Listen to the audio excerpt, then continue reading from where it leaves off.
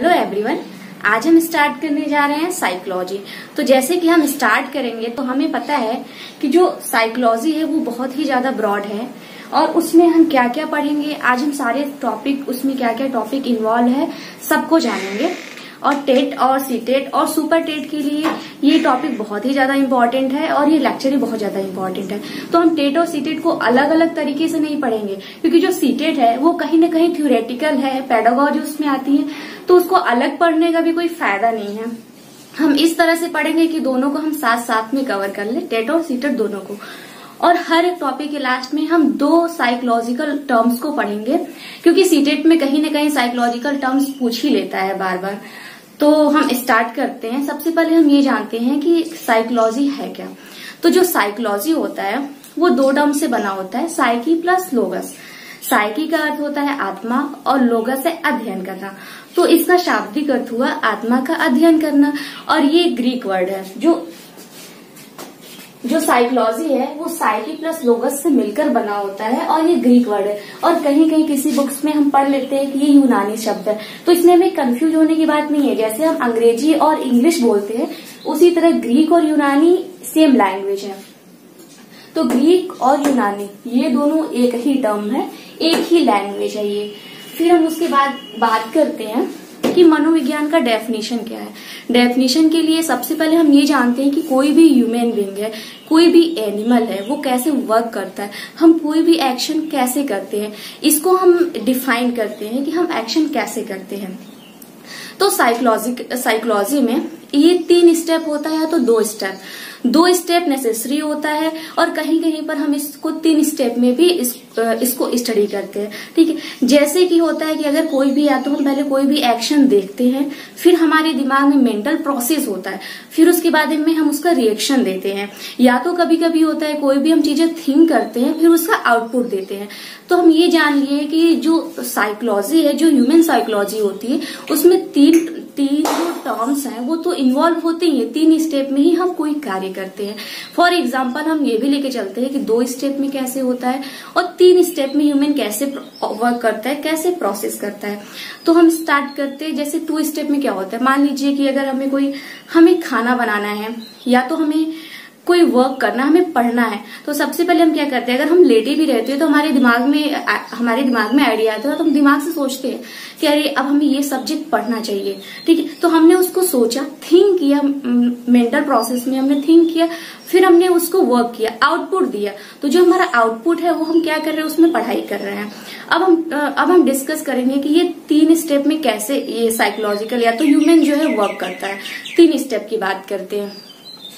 जैसे होता है हम किसी को कोई कार्य करता हुआ देखते हैं, फिर हम उसको इमिटेट करते हैं, या तो उसको हम क्या करते हैं, उस पर अटेंशन देते हैं, या तो फिर हम उस चीज को सीखते हैं, लर्न करते हैं, फिर उसके बाद हम उसको आउटपुट देते हैं, उस चीज को सीखते हैं, फिर अपने बिहेवियर में उस चीज को लाते हैं। ठीक है, अब हम इसको कैसे करेंगे। जैसे हम यूट्यूब पे बहुत से चैनल्स देखते हैं। अगर हमें कभी खाना बनाना भी होता है तो हम क्या करते हैं, किसी चैनल से देखते हैं, फिर उसको हम लर्न करते हैं, फिर उसके बाद हम अपने बिहेवियर के थ्रू उसको बनाते हैं। तो ये 3 प्रोसेस इन्वॉल्व है। तो कहीं ना कहीं जो ह्यूमन बीइंग्स है वो या तो उसमें हम मेंटल प्रोसेस होता है, फिर आउटपुट होता है, या तो फिर एक्शन होता है, मतलब हम किसी को देखते हैं, फिर उसके बाद हमारे मेंटल प्रोसेस होता है, फिर उसके बाद हम बिहेव करते हैं। या तो हम बिहेव करते हैं या तो हम किसी भी चीज को एक्सपीरियंस कर लेते हैं किसी भी चीज को देखने के बाद। तो अब हम बात करते हैं कि जो साइकोलॉजी है उसमें जो भी टॉपिक्स है, जो भी टर्म्स हैं, हम लोग कौन कौन से टॉपिक डिस्कस करेंगे। तो इन्हीं 3 स्टेप में हम आपको बता देंगे कि उसमें क्या क्या टॉपिक हम पढ़ते हैं साइकोलॉजी में और क्यों पढ़ते हैं। तो स्टार्ट करते हैं। ठीक है, जैसे कोई भी एक्शन होता है, ठीक है, बाहरी एक्शन हुआ, हम उस एक्शन को देखते हैं, ठीक है, फिर हम उसमें मेंटल प्रोसेस करते हैं। ठीक है, मेंटल प्रोसेस करते हैं मतलब मानसिक क्रियाएं हमारे दिमाग में होती हैं। तो मानसिक क्रियाएं कौन कौन सी होती हैं। ठीक है, कभी कभी संवेदना होती है, अटेंशन अवधान होता है, प्रत्यक्षण, संवेग, सीखना, स्मृति, चिंतन, बुद्धि, अभिप्रेरणा, ये सभी जो प्रोसेस है ये हमारे माइंड में होती रहते हैं। ये मेंटल प्रोसेसेस है जब किसी कार्य को हम करते हैं या तो किसी कार्य को करने की सोचते हैं। ठीक है, फिर उसके बाद या तो हम उस चीज को देखने के बाद एक्सपीरियंस करते हैं या फिर हम उसको अपने बिहेव में लाते हैं। हमारा जो बिहेवियर है ऐसा भी हो सकता है कि वो दिख भी सकता है और नहीं भी दिख सकता, दोनों टाइप्स के बिहेवियर होते हैं। ठीक है, तो मेंटल प्रोसेस में ही हम ये देख लिए कि ये सारे टर्म्स हमारे मेंटल प्रोसेस में आते हैं। तो कहीं ना कहीं जो साइकोलॉजी में जो हम लोग टॉपिक पढ़ते हैं वो यही सारे टॉपिक्स को हम कवर करेंगे, जो कि पूरा एक डिफाइन कर दिया गया है कि आखिर साइकोलॉजी होती क्या है, ह्यूमन कैसे बिहेव करता है। ठीक है, अब हम एक इसका डेफिनेशन पढ़ लेते हैं। ठीक है, तो जो साइकोलॉजी का अगर हम एक डेफिनेशन ले एक्चुअल में तो होता क्या है। ठीक है, इसका क्रमबद्ध प्रेक्षणीय व्यवहार का अध्ययन। ठीक है, किसी सिस्टमैटिक तरीके से जो हमारा ऑब्जर्वेबल बिहेवियर होता है। ठीक है, सिस्टमैटिक तरीके से ऑब्जर्वेबल बिहेवियर का अध्ययन करना, यही साइकोलॉजी है। ठीक है, तो अब हम आगे बढ़ेंगे हिस्टोरिकल बैकग्राउंड में। जो साइकोलॉजी है क्या वो पहले से ही एक सब्जेक्ट था या तो फिर इसको बाद में एक सब्जेक्ट के रूप में स्वीकार किया गया, इस चीज को हम पढ़ेंगे। तो जो साइकोलॉजी था वो पहले दर्शन शास्त्र का एक अंग था। तो फिर धीरे धीरे जो दार्शनिक थे, कई दार्शनिक थे, उनकी मान्यताएं अलग अलग थी साइकोलॉजी को लेकर, ह्यूमन साइकोलॉजी को लेकर। तो फिर जो एक दार्शनिक थे जिनका नाम था अरस्तु, तो अरस्तु ने बहुत प्रयास किया, फिर उसके बाद उनकी वजह से जो मनोविज्ञान है वो दर्शन शास्त्र से अलग होकर अपना एक अलग विषय का रूप धारण कर लिया। तो इसी वजह से हम अरस्तु को मनोविज्ञान का जनक कहते हैं, क्योंकि उन्होंने ही मनोविज्ञान को दर्शन शास्त्र से अलग करके एक विषय के रूप में अलग किया था।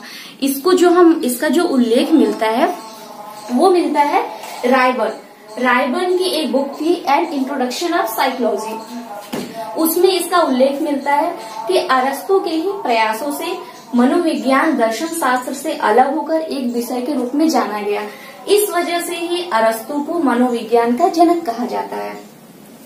फिर हम उसके बाद बात करते हैं कि अरस्तु के विचार क्या थे। अरस्तु मानते थे कि जो भी हमारा बिहेवियर है या तो जो हम वर्क करते, जो भी क्रियाएं करते हैं, वो कहीं न कहीं वो है आत्मा नियंत्रित करती है। लेकिन ये क्या सत्य है, इसको ये 16वीं शताब्दी की बात है। 16वीं शताब्दी में हाँ, इसमें है मनोविज्ञान के विकास में हम ये सब पढ़ेंगे। ठीक है, तो 16वीं शताब्दी में जो आत्मा मानते थे कि जो व्यवहार का नियंत्रण है या तो जो क्रिया का नियंत्रण है वो आत्मा करती है। इसको मानने वाले थे प्लेटो, अरस्तु, डेकार्ट, और ये सभी दार्शनिक थे। ठीक है, तो इसमें क्या था कि आत्मा जो विषय वस्तु है वो किसी तरह वो आत्मा दिखती नहीं है, और इसका जो डेफिनेशन है ये माना नहीं गया, क्योंकि इसका कोई एक क्लियर डेफिनेशन नहीं दिया गया। तो ये अमान्य कर दिया गया। जो आत्मा का अध्ययन है, जैसे कहा गया कि जो मनोविज्ञान है वो आत्मा का अध्ययन है, तो इस चीज को अमान्य कर दिया गया, क्योंकि इसकी एक स्पेसिफिक कोई डेफिनेशन नहीं था, कोई परिभाषा नहीं थी। फिर उसके बाद हम आते हैं 17वीं शताब्दी की। तो 17वीं शताब्दी में जो इनका मत था, जब इस समय के दार्शनिक थे तो इनका मत था कि जो मनोविज्ञान है वो मन का विज्ञान है। जैसे जो भी हमारा व्यवहार है या तो जो क्रिया है उसका नियंत्रण मन करता है। तो इसके जो विचारक थे वो थे पेस्टोलॉजी, ये भी एक दार्शनिक थे। लेकिन इसकी भी परिभाषा अमान्य मानी गई, क्योंकि इसकी एक स्पेसिफिक परिभाषा नहीं दी गई, क्योंकि मन को हम देख नहीं सकते हैं और मन कैसे क्रिया करती है इसको हम लोग नहीं पढ़ सकते हैं, इस वजह से। फिर हम बात आते हैं 17वीं और 18वीं शताब्दी दोनों की। तो उस समय जो एक मत ये माना गया कि जो मनोविज्ञान है वो मस्तिष्क का विज्ञान है, मतलब कि जो मस्तिष्क है वो हमारी क्रिया और व्यवहार का नियंत्रण करती है। लेकिन सेम वही रीजन, ठीक है, कि जो उसकी डेफिनेशन थी उसको परिभाषित नहीं किया गया इसको, इस वजह से ये भी अमान्य हो गई।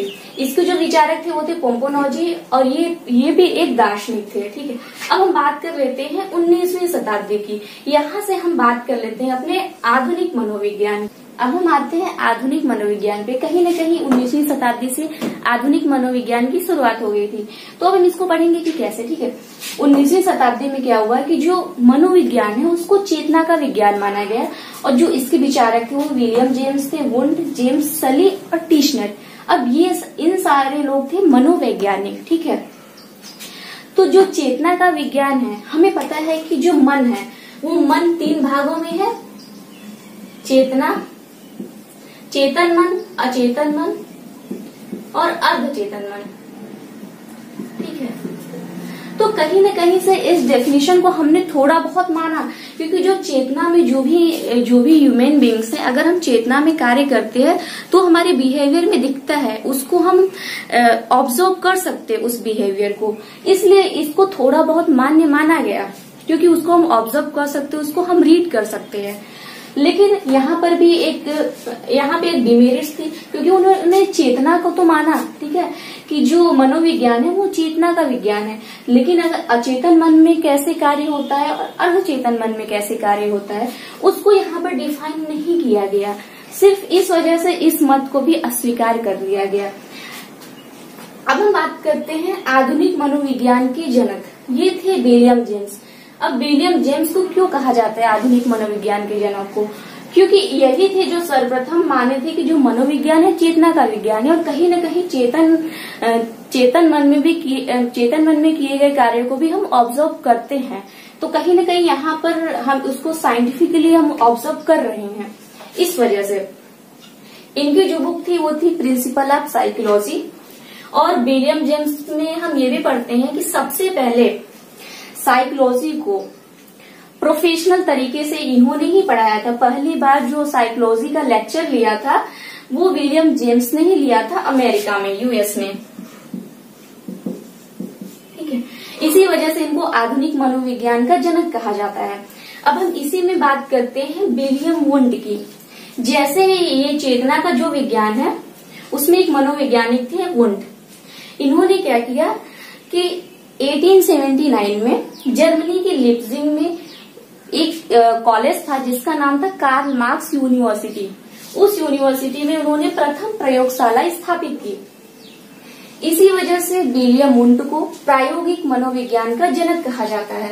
प्रयोगात्मक मनोविज्ञान के जनक थे विलियम वुंड, क्योंकि इन्होंने ही सबसे पहले मनोविज्ञान को एक्सपेरिमेंटल करके प्रूफ किया था कि जो मनोविज्ञान है वो चेतना का विज्ञान है। इस वजह से अब हम बात करते हैं इंडिया की। जो भारत में जो प्रथम प्रयोगशाला स्थापित की गई थी वो थी कलकत्ता यूनिवर्सिटी में स्थापित की गई थी, और उसको स्थापित किया था SNCN गुप्ता ने। तो भारत में जो प्रथम प्रयोगशाला है वो कलकत्ता यूनिवर्सिटी में SNCN गुप्ता ने स्थापित की थी, ठीक है। अब हम उसके बाद बात करते हैं जो साइकोलॉजी शब्द का प्रथम बार प्रयोग किया गया था वो रुडोल्फ गोइकले ने प्रयोग किया था। ये हमें इसका प्रमाण मिलता है उनकी जो पुस्तक थी साइकोलिजिया। इस पुस्तक में ही ये बताया गया कि जो रुडोल्फ गोइकले थे उन्होंने ही सबसे पहले साइकोलॉजी टर्म को यूज किया था। उनकी पुस्तक ये प्रकाशित हुई थी 1590 में। अब हम बात करते हैं आधुनिक मनोविज्ञान की, ठीक है। आधुनिक मनोविज्ञान में जो मनोविज्ञान की डेफिनेशन दी गई वो ये दी गई कि जो मनोविज्ञान का डेफिनेशन है जो हमारा व्यवहार है उसी को हम ऑब्जर्व करते हैं। कहीं न कहीं जो मनोविज्ञान है वो व्यवहार का विज्ञान है, क्योंकि व्यवहार किसी भी इंसान की बिहेवियर को हम पूरी तरह से रिकॉग्नाइज कर सकते हैं, उसको ऑब्जर्व कर सकते हैं, उसको एक्सपेरिमेंट कर सकते हैं।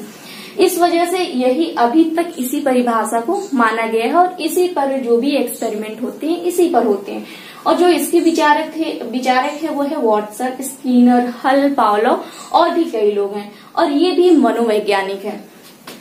तो जो ये ऊपर के तीनों लोग थे ये थे दार्शनिक, क्योंकि इन्होंने कोई एक्सपेरिमेंट नहीं किया, कोई ऑब्जर्वेशन नहीं किया, जिसकी वजह से ये बताया जा सके कि मनोविज्ञान है क्या।